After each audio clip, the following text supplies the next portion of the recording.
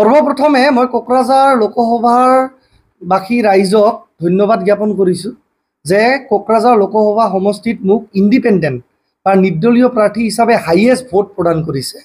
Almost 34,000 vote, 34,000 vote মোক প্ৰদান কৰিছে আৰু কোকৰাঝাৰ লোকসভা সমষ্টিৰ ভিতৰতে হাইয়েষ্ট ইণ্ডিপেণ্ডেণ্ট কেণ্ডিডেট হিচাপে ভোট পোৱা বুলি নহয়, গোটেই অসম ৰাজ্যৰ ভিতৰতে পিয়ৰলি কোনো সংগঠনৰ বেকআপ নলৈ, কোনো ৰাজনৈতিক সংগঠনৰ ছাপৰ্ট নথকাকৈ ইণ্ডিপেণ্ডেণ্টলি খেলি গোটেই অসম ৰাজ্যৰ ভিতৰতে মই হাইয়েষ্ট ইণ্ডিপেণ্ডেণ্ট কেণ্ডিডেট হিচাপে ভোট লাভ কৰিছোঁ।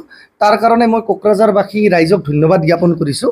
আৰু মই পৰাজয়লৈ একদমেই দুখী নহয়, পৰাজয় জিত এইবিলাক নিৰ্বাচনত থাকেই, কিন্তু মোক যি কোকৰাঝাৰবাসী ৰাইজে এক যি উৎসাহ প্ৰদান কৰিলে, কাৰণ এই সময়ত হয়তো বহু লোকে কৈছিলে, বহু লোকে সমালোচনাও কৰিছিলে যে পৃথ্বীৰাজ নাৰায়ণ দেৱ মেছেনো কি ভোট পাব, পৃথ্বীৰাজ নাৰায়ণ দেৱ মেছে হয়তো 5,000 ভোট নাপায়। বহুতে আনকি বাজিও লৈছিলে ধেমালিতে যে পৃথ্বীৰাজ নাৰায়ণ দেৱে 5,000 বেছি পালে মই এইটো কৰিম সেইটো কৰিম, কিন্তু সেইবিলাক কথালৈ মই গুৰুত্ব দিয়া নাছিলোঁ।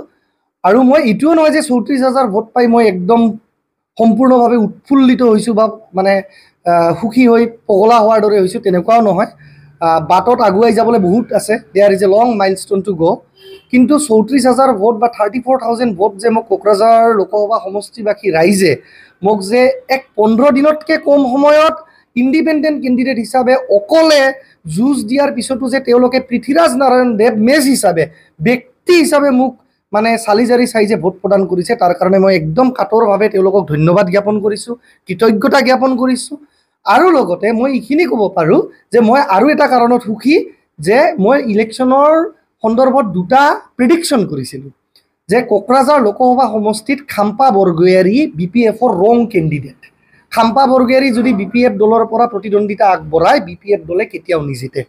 যেনেকৈ মই প্ৰেডিকশ্যন কৰিছিলোঁ যে BPF দলৰ পৰা খাম্পা বৰগয়াৰী ইলেকশ্যনত কণ্টেষ্ট কৰিলে BPF দলে নিজিতে, সেই প্ৰেডিকশ্যনটো সঁচা হ'ল।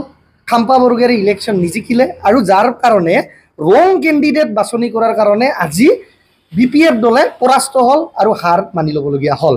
দ্বিতীয় প্ৰেডিকশ্যনটো মই কৰিছিলোঁ যে ৰাজু নাৰ্জাৰীয়ে UPPLৰ পৰা টিকিট লাভ নকৰে। 6 মাহ আগতে মই কৈছিলোঁ, ছেপ্টেম্বৰ মাহতে কৈছিলোঁ 2023 চনত।